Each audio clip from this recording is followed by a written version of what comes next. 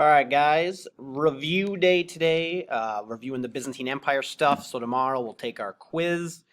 I got the flashcards here for you guys. I set them up. So once you click on this link, it'll be live for you guys.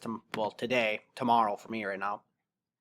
What's going to happen here is it's going to bring you to something like this, and you'll have 15 different flashcards.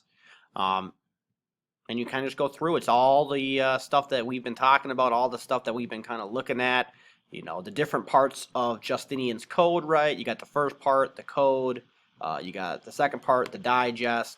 And you're going to have to know kind of what these mean. So if I said, if a quiz question was, what part of Justinian's code is the interpretations of the laws? It's the digest is the answer. All right, so go through it. It doesn't take a long time. There's only 15 of them, and they're pretty self-explanatory. Again, not a lot of information on this quiz. You can kind of see 15 questions, so probably 15 flashcards, so probably about 15 questions, give or take. True, false, and multiple choice as always. No short answer. But yeah, that's basically it, guys. Just go through here, go through them, spend as much time as you need. You have your notes, you watch the video. If you have all this done and you have some free time and you want to get some missing assignments done, do that.